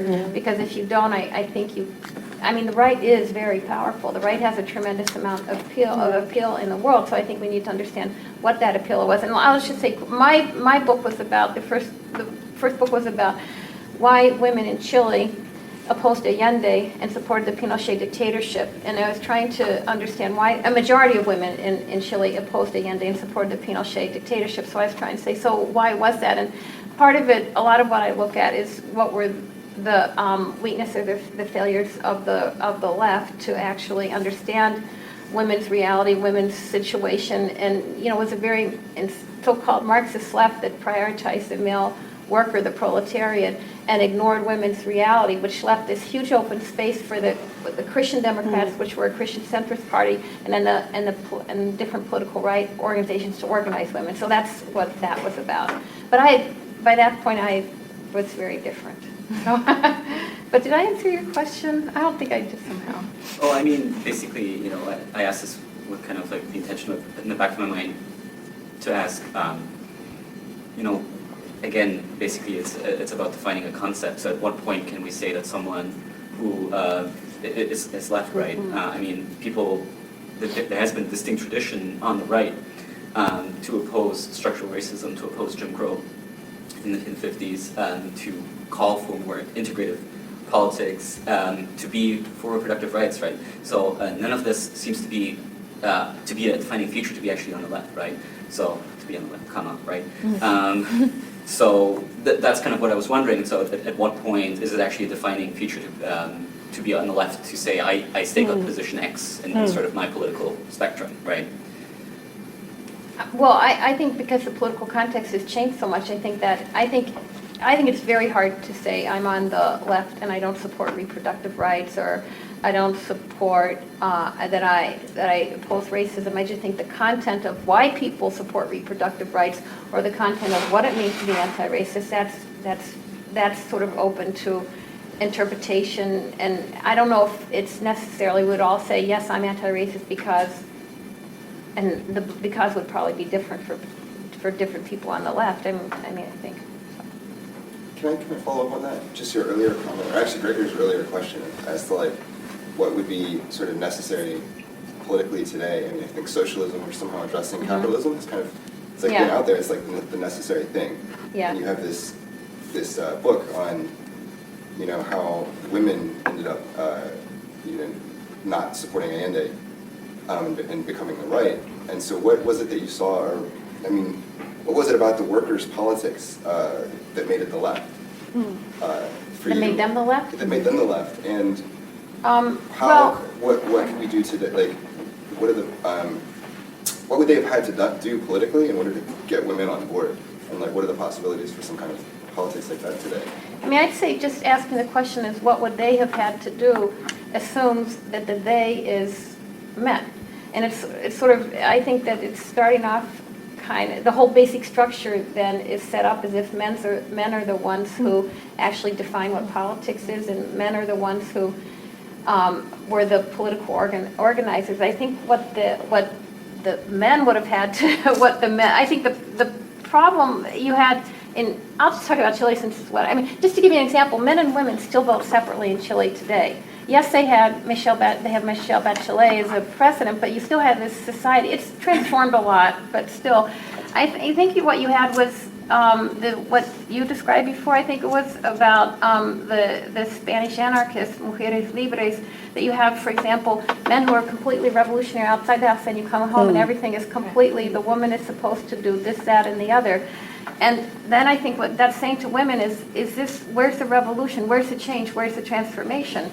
So I think that what made Allende, what made Chile, I think, under Allende and the left, was that I think it opened for many people the possibilities of profound transformation of society.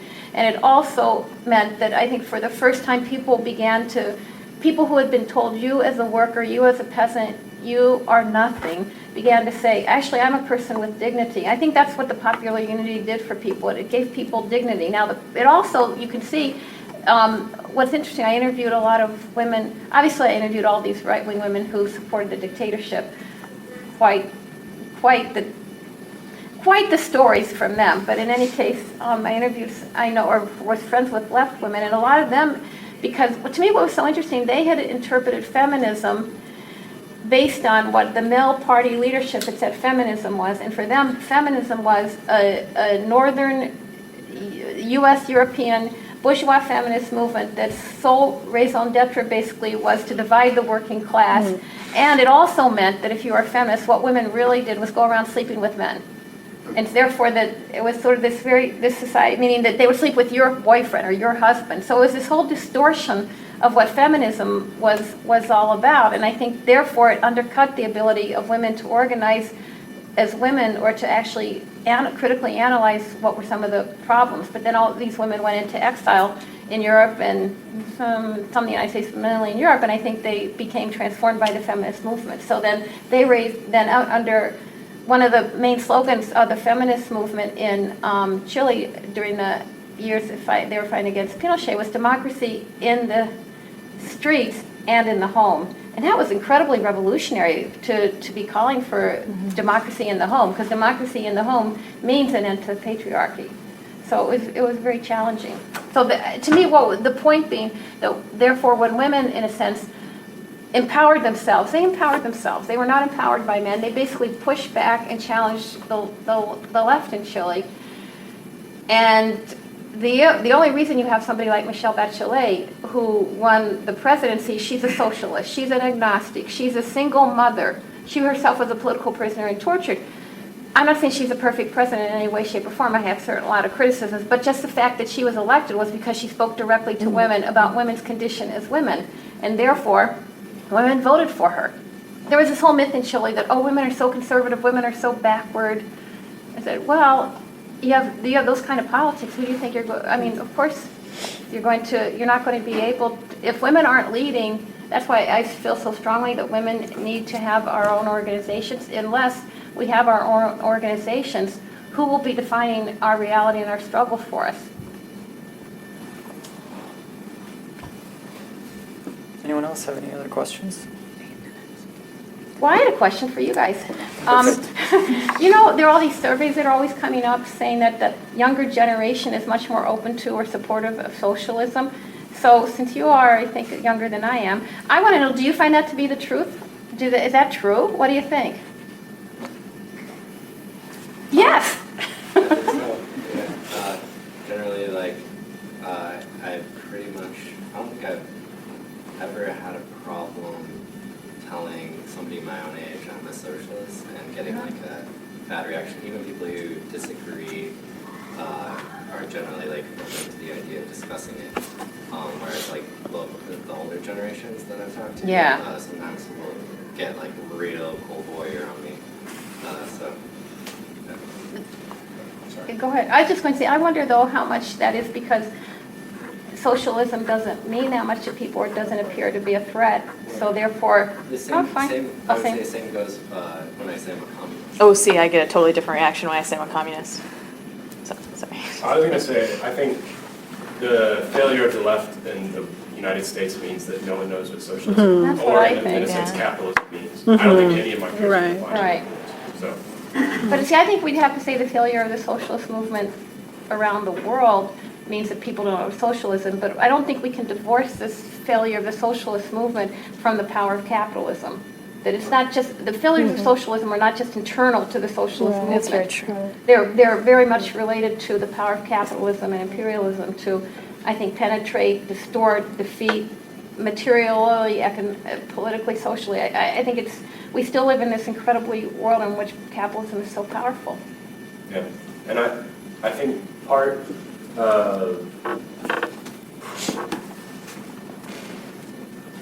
yeah, I think, and part of the result of its power, I guess, is that the meaning of everything is confused, and so Yeah. it's hard to have an honest it's hard to have a meaningful conversation when like we're using the same terms but in different ways. So I think capitalism, like there's just this sense that it's like a pejorative, it's bad among like some of my more left-leaning friends, but like I don't, like if push came to shove, I don't think the critical differences between one or the other could be explained. So. Let's do a question from Ed and then Josh. Yeah, I guess I think it's an interesting possibility to consider in relation to these questions around feminist politics and gender. Also this question of whether the left kind of failed or whether capitalism defeated it. And I guess I wanted to kind of explore how you all see that in the history of the left, because I think a key moment was described by Margaret, where by the mid-20th century, socialist politics, again, as I had kind of indicated before, but I think still came to be seen, and as you all had said as well, it came to be seen as a kind of economic program that would address the concerns of the white unionized working class in the advanced countries or something, such that people could say, well, if you're concerned about feminist politics, that's bourgeois, you're going to split the movement. But where the movement didn't really necessarily seem to have something compelling to offer in terms of understanding and overcoming gender and gendered relations. So, like, how did it get to be that point? Because just by way of one explanation I've heard, like some people would say, well, it was essentially Stalinism, the socialism that, the Pankhurst sisters split over in Britain around the time of the First World War, the socialism of Lenin's time, some of the experiments in alternative domestic arrangements in the Russian Revolution. This was a more vibrant socialism, one that would not have necessarily necessitated like a kind of feminist break from socialism, because socialism had calcified into this kind of male politics. But so that's one explanation I've heard, that it was essentially like Stalinism in a sense. But I'm curious to hear how you all see that. Like, or is it just capitalism? Is it that like just capitalism kind of brought us this ideological problem on the left? Well, I could say something. I mean, I think you can't really disassociate capitalism from socialism. The two are pretty dialectically related. So if you're living in a world in which everybody grew up, whenever they started socialist societies or attempts to, everybody grew up in a capitalist society. They were exposed to capitalist sort of economic relationships. To me, I think we have to, that's why I think you have to, I know it's not exactly in vogue, and people say, what does she mean? But there was this important pamphlet put out by this guy, Mario Roberto Santuccio, who was a guerrilla leader in Argentina, and he put it, socialism as morality. Now I'm like, morality, bad word. But by morality, he meant the way we treat each other as human beings. Now, I could go back and it was sort of all this kind of sexist stuff, but I think we have to reassert the fact that, to me, socialism is a moral system because it's fundamentally about treating people with dignity and respect and fairness and justice. And I think that what happens is when you grow up in a capitalist society, that is not how you're taught to treat people. So therefore, even though you believe, I mean, I think all of us, I can speak for myself, I can espouse these ideas about socialism, but does that mean in every aspect of my life all the time, I'm sort of this model person who walks around and treats it? No, it doesn't. And why? Because I live in a society that's constantly telling me not to be that way, and I grew up that way. So I think how do we I think we can't transform society overnight. Then when you have the attacks and the assaults that capitalism or imperialism unleash against societies that attempt to build, it's very, very difficult. So I think it's too easy just to say it's Stalinism. I think it's too easy just to say it's just the internal failures. I think we have to look at the things in correlation with each other, because that's what we're facing now. We can sit around and talk and come up with the perfect way to do something, but then once we start to do it, we will have problems. And I want to say one comment before you guys go on. I don't know how many people noticed, and this is to me, but actually men talked more, not us. You guys, males talked more than women in this conversation. We definitely talked the most. We definitely, I mean, in terms of the audience, and I don't think the men shouldn't have talked, but I think we also have to say, so aren't we kind of repeating some of the gender dynamics internally here as well? You were just I teach a U.S. women's history class at IIT in which it's 80% men. I probably am one of the few people who often has majority men in the class teaching U.S. women's history, and so I'm always very mixed. I think it's great they're taking it, but on the other hand, they do, how do I get them not to talk so much? And it's very, because I don't want to do this whole power thing, so I try to set these dynamics, but my point was, we may have these great ideas, but sometimes we just go off and running in our gender traditions and practices. So this is a microcosm of that. So how do we change? Did you two want to continue answering the question? No, I think it's a great question. I'm just trying to think. I don't think I have a particularly historically inflected response, other than to say it seems like perhaps a combination of both. And that's not a cop-out answer, but it's just in my own understanding, I'm more rooted in the contemporary moment. So what I have seen is sort of capitulation within the left in terms of, I think one of the problems for the left has been how to negotiate social issues, right? Like, which is where marriage, etc., have come in. But I think it's a great question, and I'm trying to think it out. But I know that you had it. I think we were getting. Okay. I mean, yeah, with a shorthand version would include things that Margaret had said as well: imperialism, colonization, famine, war, invasion. A lack of, and speaking specifically of Russia, I think that's a since you brought up Stalinism, like that's a way that you could analyze. I mean, every onslaught imaginable that happened to that project, including capitulation, right, as well in some regards. I mean, you have Kollontai who capitulates to survive. It's the only surviving one. And that's where we get some of her later writing reflecting on those instances and those moments of actually organizing women's committees and Soviets, et cetera, as after she capitulates and flees. And so these are all questions that are that you can look at. But yeah, war, famine. Not having the industrial capacity to feed, grow, the agricultural infrastructure. I mean, the list goes on and on and on.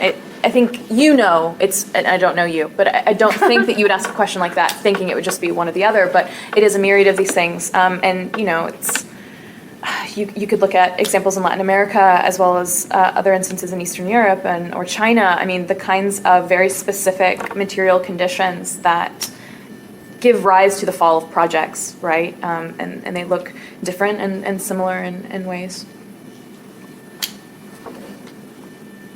Josh? Anyone else have any questions?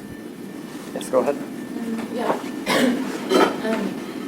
don't think this is the right phrase, this a while ago. I just wondered what you guys thought about gender equity and there was a quote by Ruth Bader Ginsburg, I believe, that said equality won't truly be achieved until the Supreme Court is all female, and there's an outrage from the mainstream feminists that said well, that's not equal because that's not equal for men and women, and I guess how that plays into the commodification of women. Ruth Bader Ginsburg, an example of that, fly her face on a T-shirt, and if raising women up. Use that in quotes, through selling that, Beyonce is a great example, Frida Kahlo, fire on a candle. If forming them like as the center, I guess, of these like business services, is that like, can that be reconciled with feminism? Is that not? I don't know if that's clear. I would actually say my biggest problem is just that the Supreme Court exists, like, and that the courts exist, and that by like an extension of the way in which we try to negotiate relationships via property is the problem. I mean, I would actually think that like my criticism of saying like, oh yes, if it was just all women. I mean, you said something earlier too, is this, just including women on like a panel of decision making doesn't necessarily make, I mean, they could all be fascist women, you know what I mean? Like, and then where are you? So no, I don't necessarily think that that's like a way to go about issuing in gender equity. Also, the phrase gender equity seems incredibly problematic to me as well. Just, I mean, I don't know. We're kind of waning the night and I need coffee, but it strikes me as odd that the solution would be to improve somehow an already deeply flawed property-based, like, Supreme Court, as opposed to actually just like improving lives of people. You know what I mean? I don't know. For me, the problem with gender equity is that it's basically saying, what you're saying, that the structure is okay. Mm-hmm. We just need to have equal numbers. Right. And then I think it also implies that the structure that has been set up to reflect, in terms of women right now, to reflect both a capitalist system but certainly a patriarchal system, that's what women should strive for. And I think it's an antithesis of what we should strive for. I don't in any way, shape, or form think that feminism means getting women to be more like men. I'd say it's such a non-helpful way of looking at the changes. I mean, since we think men have set things up, I think men have set things up in a pretty nasty way. Why would women want to be part of that? I think we should, to me, feminism is about transforming society, not about slotting women into it. What they said, but also your question about T-shirts is interesting to me. I'm reminded of Bell Hooks and her critique of, not just critique, but outright criticism of Beyonce, right? That moment when she talked about Beyonce on the cover of a magazine in a very skimpy outfit. And the sort of response, less than Bell Hooks' response alone, I'm interested in that cultural moment, which, again, it's you make me think about that. I don't have a coherent answer, but I think that moment was also so much about, again, a racialized, feminized body as well, right? As it is with Frida Kahlo, the kind of but I'm also thinking about Che, right? I mean, everyone's got a Che T-shirt. Although now that it's become so unironically ironic that no one wears Che T-shirts anymore, perhaps, or maybe I just don't see them. I don't know. I still have a Che. You still do? Okay. Come out very often. Right. It's still in a drawer. Right. So, I'm just thinking about that particular moment between, as it were, Bell Hooks and Beyonce, and trying to think about all the issues around, I think what she was trying to get at, right? Sort of trying to get at, but I think ultimately became about the appropriation of women's body and sexualizing, but there was a whole capitalist structure that she didn't quite get at, right? Like, what does it mean for the music industry to use a black woman's body in that particular way? And, I'm thinking about royalties, et cetera, et cetera. But I think that's sort of important to keep in tension with this idea of equity, right? To sort of ask questions around that. I don't have an answer, but it's like Ed's question, it's just reverberating in my head. Thank you. So maybe we'll just do one last question, since it's getting a bit late. Did you still want to ask yours? Yes, anyone else? Well, so generally, I think we've been talking about ways in which to break down kind of gender binaries, or like the ways in which feminism can fight against this perceived binary. And I wonder if there was a way to connect, let's say, the crisis of marriage as like man and woman, the crisis of labor as like masculine and feminine labor, the crisis of incarceration, just anything that's like generally thought of as having two different facets. Is that not related to the historical moment when women are finally allowed to be in the workplace as, citizens or something? There's like a proletarianization of women, and does that have a relationship to gender, being in flux all of a sudden? Or is this simply a cultural change that has happened where we've allowed trans people this kind of visibility? Or, what are the ways in which this relates to the economy as a whole? Are you talking about now? My brain Yeah. stopped. Sure. Just like it stopped Okay. at Yeah, so 8:05. But see, I don't think women have been allowed to be in the economy. I mean, I think that But I think women. the fact that we're talking about like, women in Necessitated. leadership positions is itself a sign. Say that again? Okay. You mean like lean in, representation et cetera? leadership Yeah, it's positions. definitely not enough. But is right. that the response Okay. that it's not enough, or does Okay. it have something to do with women being created by capital, as it were, or something, rather than humans or it? Yeah. Do these relate to labor problems in a concrete way, and in what ways are those categories in crisis? The binary categories, you mean, or? Sure. I mean, obviously it reflects on men as well. So if you want to speak about that, yeah.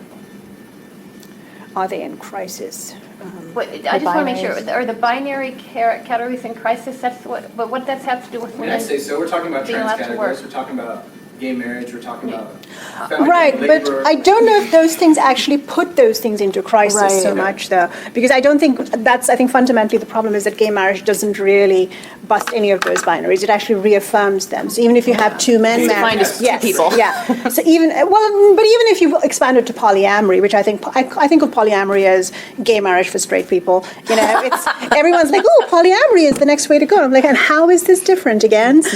So if you think about a lesbian wedding or a gay male wedding, right? It's still buying into questions around marriage, accruing property. It's all about inheritance tax, right? The death tax is actually only for millionaires, by the way. No one knows this, but the death tax, which everyone protests, is actually only available to multimillionaires.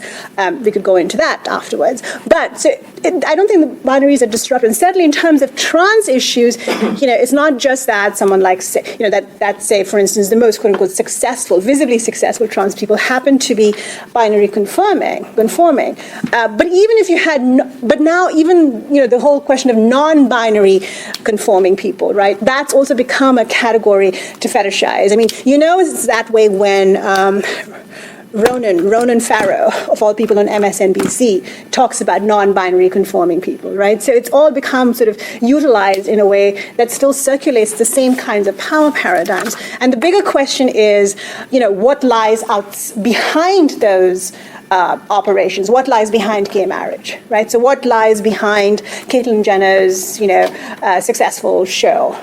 What lies behind all of that? What gets hidden? What doesn't get talked about? I think what's important is to sort of throw all of that in terms of material realities that people face and that don't get talked about. So Caitlyn Jenner on her show, for instance, expresses shock that trans people do all sorts of things to make money.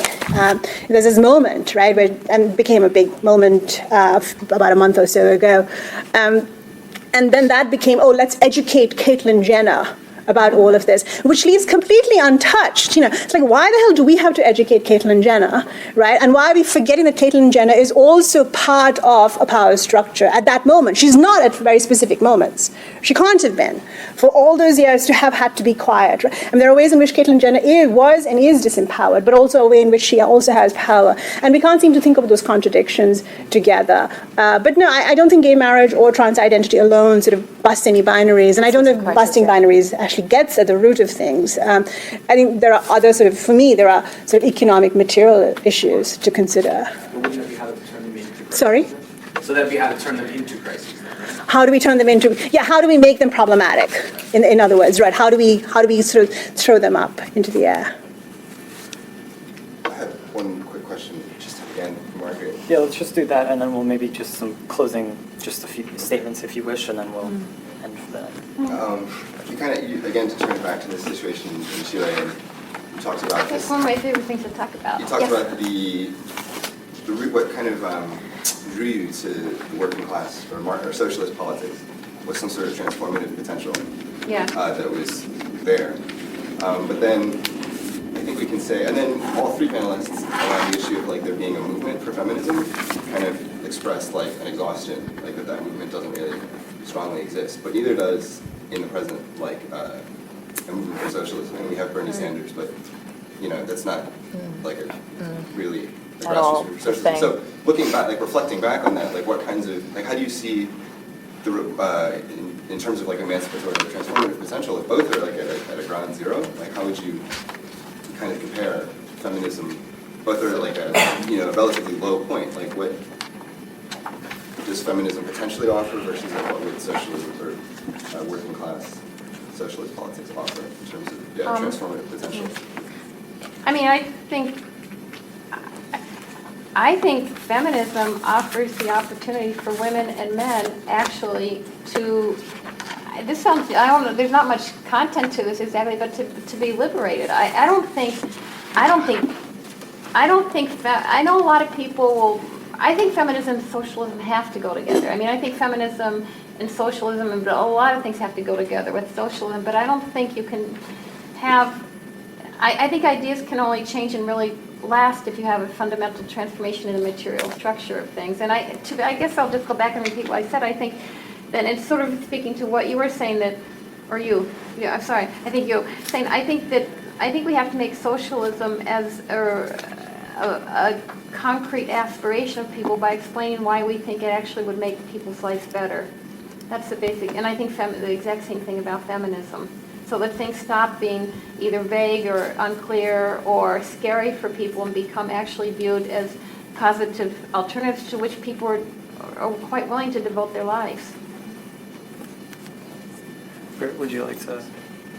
You don't have to answer, but Closing just closing. things. Yeah. I mean, I think that we talked a lot about specifically the role of prisons, the PIC, carceral feminism. There's so much stuff out there. I feel like we should have put together like a list of like a reading list or like resources and things like that. Google Mariam Kaba, just read everything that Mariam writes. Just like everything that Mariam has written, just read that. Prison Culture is the blog. Yeah, Prison Culture. You can also find her on Twitter at Prison Culture. Just fucking do that. Just please do that. If you don't do anything else after this, just do that. Also, Angela Davis's text, Women, Race, and Class. Definitely want to recommend that. Questions around like women entering like workforce, becoming part of the proletariat. I look at Myths of Male Dominance. It's a really good, I think, Marxist anthropology that takes kind of the origin, the Ingalls text, into the now by actually like updating the anthropological evidence, and it's a really great author. I'm trying to think of like other things that I could like add in here. There were so many questions around sex work. Melissa Gira Grant's book, Playing the Whore. Read Playing the Whore. Oh my God. Read Men Explain Things to Me by Rebecca Solnit. That's charming, quick read. It's really good to have on the train as well. Just like this height. I thank everybody for coming out. This is a really great conversation, and I appreciate being a part of it very much. Any room that's talking about like what's wrong with carceral feminism is a good room. So, yeah. So thank you again very much, not just for coming out here, but also for staying on. Thank you. I think in terms of, I think feminism is absolutely necessary to any movement. And I think there are certain elements of feminism that have to be fought for, right? To think about, again, what Melissa Gira Grant talks about in terms of this ground soaked with blood. And I'm thinking about your term, about throwing things into crisis. I think those things are really important. I think there are certain precepts of feminism that we absolutely have to hold on to and we have to fight for. Abortion. Right? Yep. No questions, no demands, nothing. Abortion, period. Abortion rights. Free and on demand. Free and on demand. Abolition, right? Prison abolition in terms of a world where incarceration is not the automatic response and is not and where we don't brutalize and dehumanize people. And I think the sort of the questions around how we respond and bring about a better world, right? I think those are the things that we have to keep thinking about, but in very, again, sort of very materialist ways. And I'm thinking again, I really hope this doesn't go online until after my review of this book is published. There is, again, as I said, there's a book called the Feminist Utopia Project, and the emphasis there constantly is on how can feminism help women, and feminists, right, of all genders, feel better. That is the utopia that they imagine in this book. The question for us cannot be how can we feel better, right? It has to be how do we do better? How do we act better? How do we create a better world? without constantly only thinking about how good we feel. And this is where, again, to sort of bring it back to the university, all these issues around triggering and questions around rape culture and vulnerability. This is where we, I think, get away from the question of acting upon, right, the utopia that we imagine and that we want. So it's not a question about feeling, it's about understanding what the blood looks like and smells like, right, and acting upon that. And that's really it. Thank you.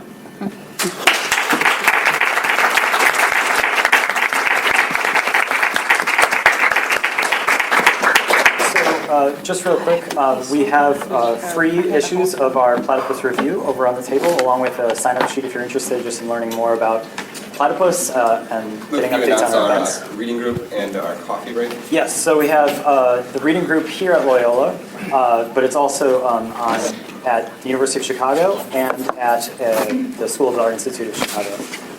The coffee break, what time and place? 3 o'clock, Mundelein, 7th floor on Fridays. Just casual conversation. Want to talk more about all this stuff? And finally, we're going to continue this conversation over drinks at Bar 63 on Broadway. Thanks. Join me again in thanking our